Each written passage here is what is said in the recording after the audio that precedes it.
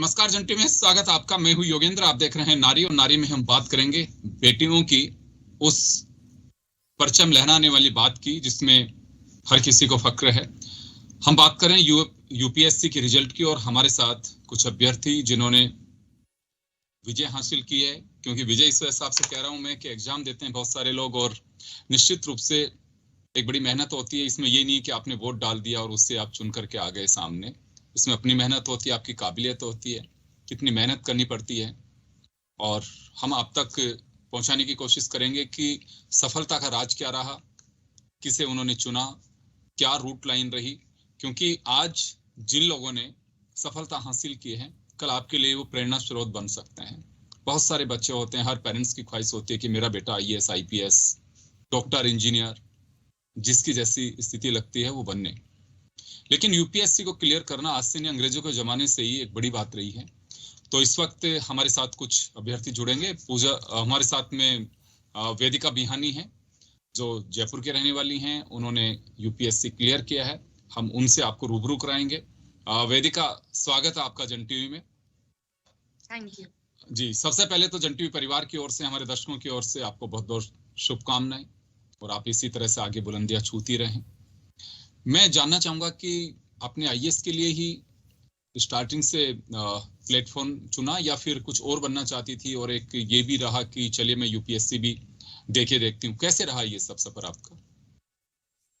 Actually school में 6th standard में एक बार हंसी मजाक में मैंने मेरे फादर को कह दिया था कि मुझे आईएएस ऑफिसर बनना है।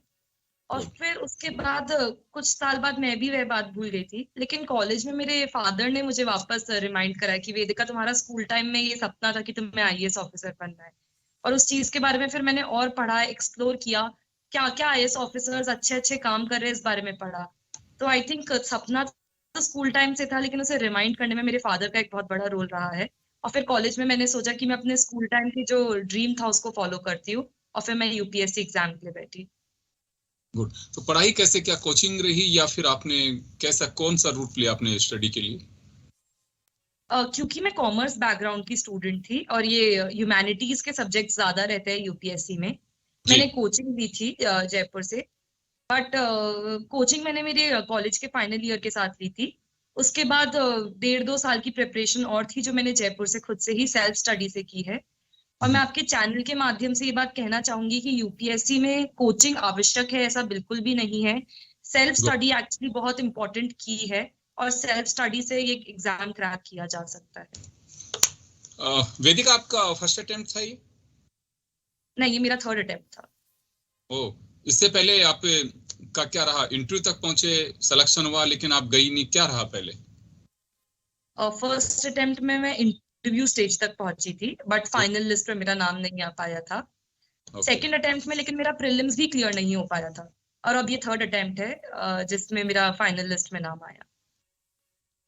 बिल्कुल। जो आपको देख रहे हैं, निश्चित रूप से अभी आपने दो बातें कही कि एक तो जो मुझे लग रहा है आपके एक जज्बे से टूटना नहीं चाहिए। पहली बार में आप इंटरव्यू तक पहुंची, दूसरी बार में सिलेक्शन नहीं हुआ लेकिन नर्वस नहीं हुआ, और तीसरी बार में आपने जो मकसद था उसे फतेह किया।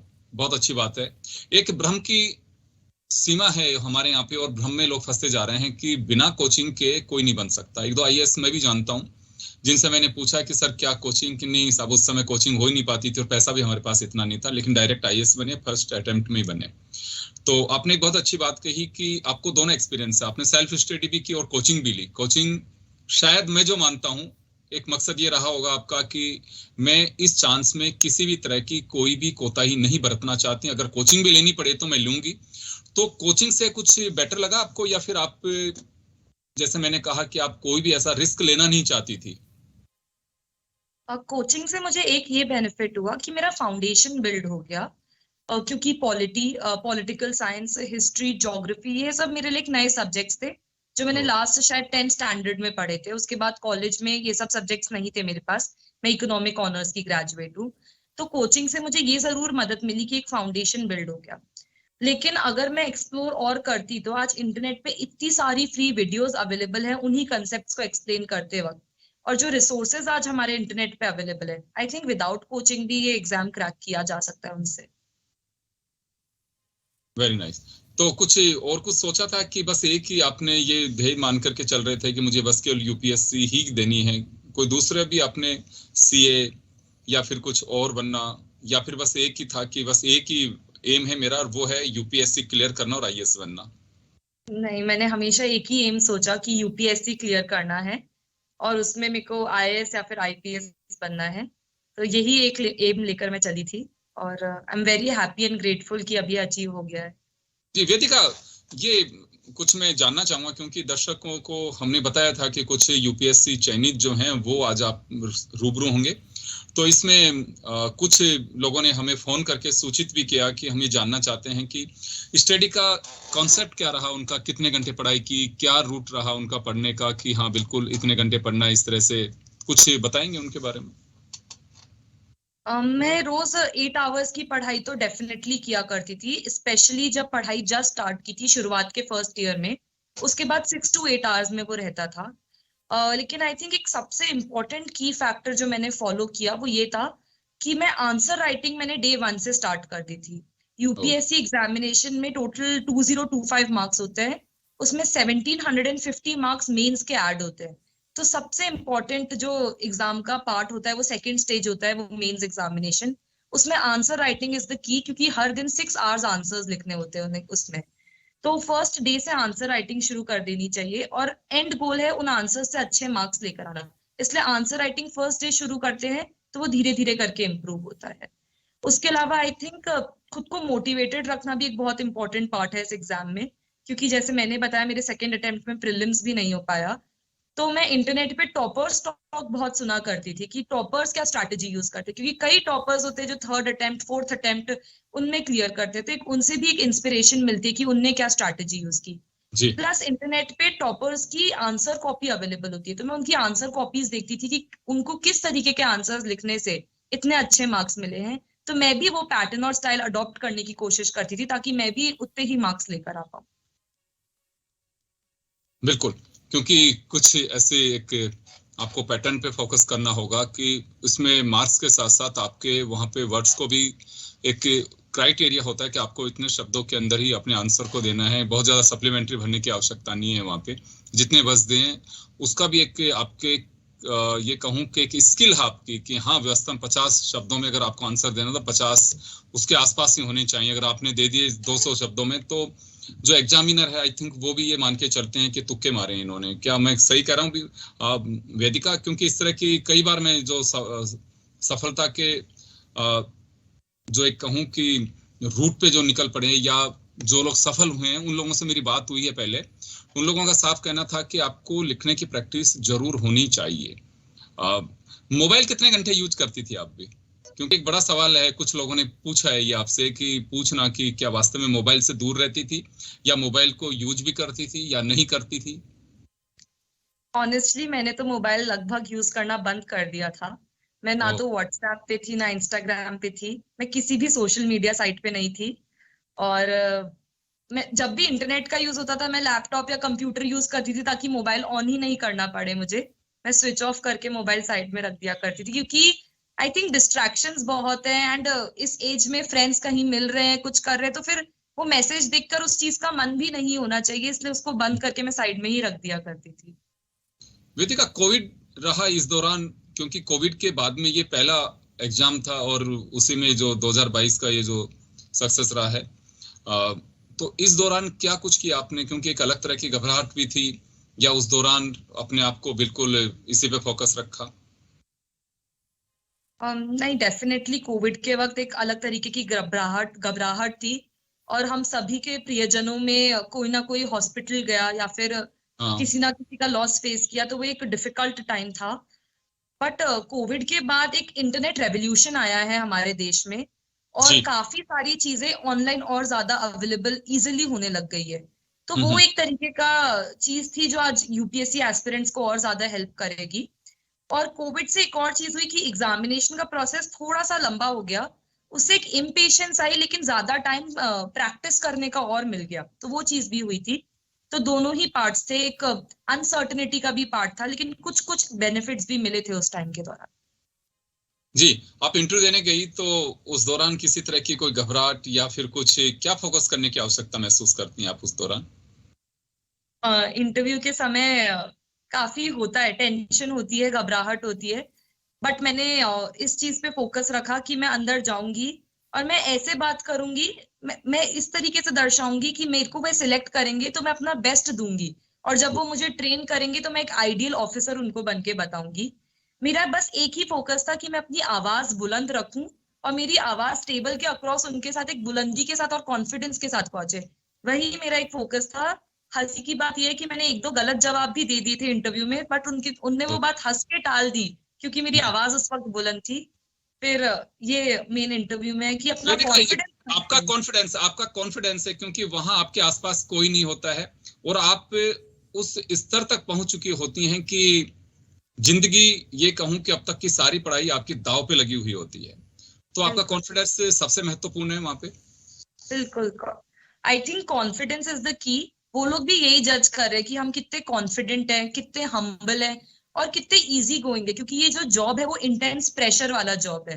तो कभी कभार जानकर वो थोड़ा सा प्रेशर पुट करेंगे सिचुएशन में, थोड़ी सी स्माइल पास कर देंगे जैसे तुम गलत जवाब दे रहे हो, बट उस पॉइंट पे प्रेशर पे गिव अप नहीं करना चाहिए और ज्यादा उसको लाइटली हैंडल करना चाहिए सिचुएशन को।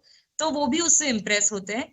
बाकी यूपीएससी का जो इंटरव्यू प्रोसेस है, contrary to the popular belief, काफी स्मूथ प्रोसेस है। इनफैक्ट जब मैं एंटर करी तो मेरी बोर्ड की चेयरवुमेन ने सबसे पहली चीज ये कही कि Vedika, we are here to have a friendly conversation with you, don't get scared at all. तो वो हम्म, खुद भी प्रोसेस को बहुत स्मूथ और इजी गोइंग बनाते हैं। बिल्कुल। ये जैसे ये रिजल्ट आया तो आपको पता कैसे चला? मेरे फादर और मेरे ब्रदर पूरे टाइम इंटरनेट पे थे, तो उनने ही मुझे बताया कि वेदिका रिजल्ट आउट हो गया है। फिर मेरे ब्रदर ने चेक किया मेरा रिजल्ट। जी, आपने खुद ने नहीं किया?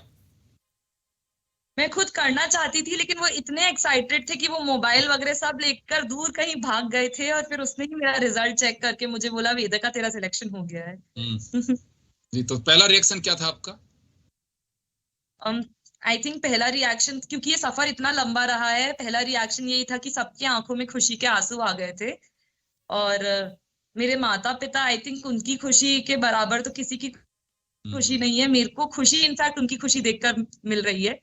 तो यही था बिल्कुल होता पहला भी यही रिएक्शन। है। बच्चे स्कूल में पास हो जाते हैं, डिस्ट्रिक्ट खेल के आते हैं, तो उसी में अगर मेडल लेके आते हैं तो ही खुशी होती है। यूपीएससी का एग्जाम क्लियर करना निश्चित रूप से किसी भी परिवार के लिए, फ्रेंड्स के लिए, उस कस्बे, शहर और उस स्टेट के लिए बड़ी गौरव की बात होती है। और वही एक सबसे बड़ी बात होती है। आप सौभाग्यशाली हैं। मैं लगातार ये क्रम देख रहा हूँ कि 2020 में आई थिंक 22-24% के आसपास था, फिर लास्ट ईयर 28%, अब की बार 34% गर्ल्स का रिजल्ट सक्सेस रहा है। तो उस कीर्तिमान की ओर आगे बढ़ रही हैं। आधी आबादी की बात की जाती है, लेकिन चेहरे बहुत दिख रहे हैं और जहां जिम्मेदारी मिलती है वहां पे लड़कियां अपने आप को साबित भी करती हैं। राजस्थान का हम उदाहरण लेना चाहेंगे। दूसरी चीफ सेक्रेटरी महिला हैं, उषा शर्मा जी हैं। कई स्टेट्स ऐसे हैं जहां पे इंपॉर्टेंट जगह पे महिलाएं हैं जो अपने काबिलियत से अपने आप को बखूबी आगे बढ़ा रही हैं और एक जिम्मेदारी के साथ में काम कर रही हैं। तो निश्चित रूप से वेदिका, आप लोगों का जो सक्सेस है ये उस मिथक को तोड़ने के लिए काफी है जिसमें लड़कियों को सिर्फ ये माना जाता है कि अच्छा, मैरिज करने की उम्र हो गई, लड़का देखना शुरू करिए, मैरिज कर दीजिए, उसकी चॉइस है, नहीं है। लेकिन आज ये जैसे आप पास हुई हैं, निश्चित रूप से आपके पड़ोस में आपके रिलेटिव्स, दूसरे लोग, आपके फ्रेंड सर्किल के लोग, वो ख्यालात जरूर बदलते हैं हम देख करके, स्थितियों को देख करके। और जो इतिहास होता है उसको मिटाने की कोशिश भी की जाती है, उस मायने में कि नहीं, अगर बच्चियों को अवसर दिया जाएगा, उड़ान खुद की खुद बढ़ सकती हैं, पंख उन्हें भगवान ने बहुत दे के केवल आपको आसमान देना है। तो मुझे लगता है कि एक बहुत बड़ी एक अपॉर्चुनिटी होती है और ये उसी क्रम में आपको देख करके आप प्रेरणा बन सकती हैं, प्रेरणा बन रही हैं काफी जो लोग आपको देख रहे हैं आज यहाँ पे। वेदिका, कुछ आपके वहां से कुछ टेक्निकल फॉल्ट है और ये जल्दी ही दुरुस्त होगा। बात मैं अभी वापस वेदिका को जोड़ने की कोशिश करूंगा क्योंकि ये हम लोग उनके दूसरी जगह से, हाँ, वेदिका हमारे साथ में कंटिन्यू है। वेदिका, निश्चित रूप से देखिए, स्थितियां बदलती हैं, परिस्थितियां बदलती हैं, स्थिति बदलने में आपने स्थिति को बदला, सोच बदलती है उन बच्चियों की इस सफलता से। बहुत सारे लोग ऐसे सोचते हैं कि क्या पढ़ाना है, मैरिज ही तो करनी है। मैं गलत कह रहा हूं, ऐसा आपने भी कई बार सुना होगा, लेकिन आप जैसी बच्चियां, बेटियां इस भ्रम को दूर करने की कोशिश पूरी तरह से करती हैं कि ऐसा नहीं है, बच्चियों को अवसर मिलता है तो वो भी उड़ सकती हैं। जो आसमान एक लड़के के लिए उपलब्ध है वही उस लड़की के लिए भी उपलब्ध होता है। ईश्वर ने पंख उसे भी दिए हैं तो मुझे भी दिए हैं, वो उड़ सकता है, मैं भी उड़ सकती हूँ।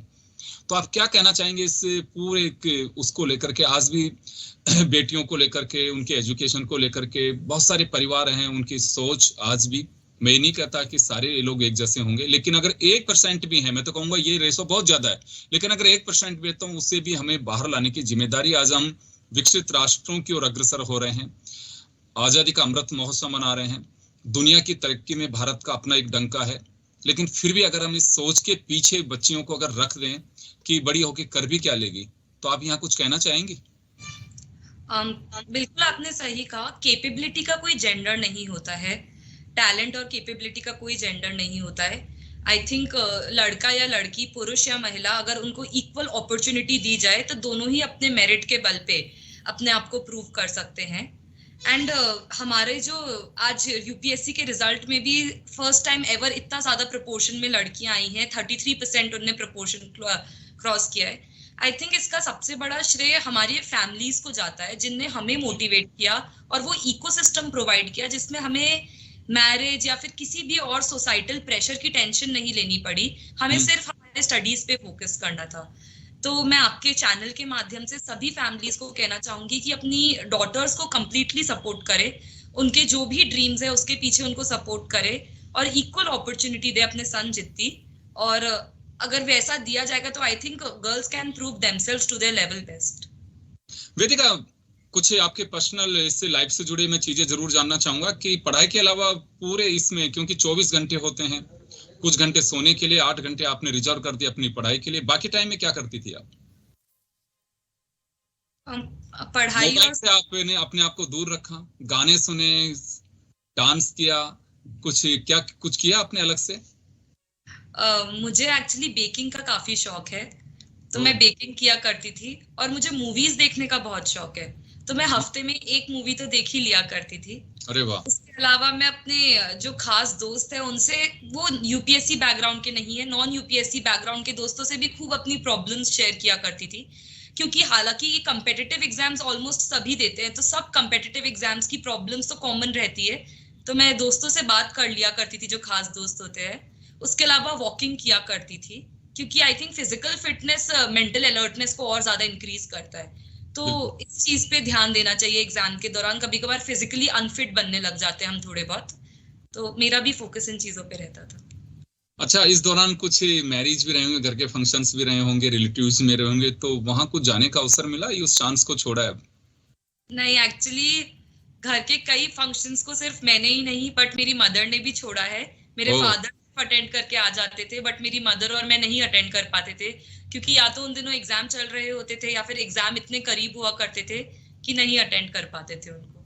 जी चले, लेकिन अब तो आप सफल हो चुके हैं, तो अब क्या प्लान आगे? जब आप लोगों को ट्रेनिंग के लिए बुलाएंगे उससे पहले कुछ है कि हाँ मुझे बिल्कुल ये इतने दिन से इन चीजों से मैं दूर रही, तो एटलीस्ट मुझे वो तो पूरी करनी है अभी? एक्चुअली मेरा प्लान है कि ट्रेनिंग में फिजिकल फिटनेस पे बहुत ध्यान दिया जाता है, तो मैं उसके लिए खुद को अभी से तैयार करना शुरू कर दूं, ताकि मैं ट्रेनिंग में और इजीली उस चीज को कर सकूं। और मेरा एक और प्लान है कि मैं बुक्स और ज्यादा रीड करूं, क्योंकि इस दौरान यूपीएससी रिलेटेड बुक्स ज्यादा रीड हुई है, तो और थोड़ी बुक्स, ऑटोबायोग्राफीज क्या रीड हो सकती है, मैं वो करना चाहती हूँ। चलते चलते मैं कुछ कहना चाहेंगे, हमारे दर्शक आपके साथ में जुड़े हैं, वेदिका आप इनको क्या कहना चाहेंगी? मैं यही कहना चाहूंगी कि आज इंडिया दुनिया के सबसे यंग कंट्री में से एक है। हमारे पास बहुत बड़ी युवा शक्ति है। यदि वह युवा शक्ति अपने सपनों के पीछे रहे और वो जो भी अचीव करना चाहती है, एक बिजनेस, स्टार्टअप, एग्जाम क्लियर करना, डॉक्टर, इंजीनियर, किसी भी चीज से खुद को बंधित ना करे, बस हार्डवर्क करे और अपना सब कुछ उस पे दे दे, तो आई थिंक ये गोल्डन पीरियड है हमारी कंट्री के लिए। हमारा देश ही नहीं, हमारी युवा भी उससे बहुत आगे बढ़ेगी। चलिए, बहुत बहुत शुभकामनाएं आपको, और आप इसी तरह से तरक्की करते रहें, आगे बढ़ती रहें, क्योंकि नौकरी ज्वाइन करने के बाद भी आपके लिए बहुत सारी चुनौतियां भी होंगी, आगे बढ़ने के रास्ते भी रहेंगे। तो आप इसी तरह से आगे बढ़ती रहें, अपना नाम रोशन करें, परिवार, समाज, देश सभी का करें। तो चलिए, बहुत बहुत शुक्रिया आपका, आपने बहुत ही आपका कीमती समय जन टीवी के साथ में शेयर किया है। एक बार फिर आपको बहुत बहुत शुक्रिया, सभी का बहुत बहुत शुक्रिया। और नारी में इतना ही, दीजिए इजाजत, नमस्कार। Thank you.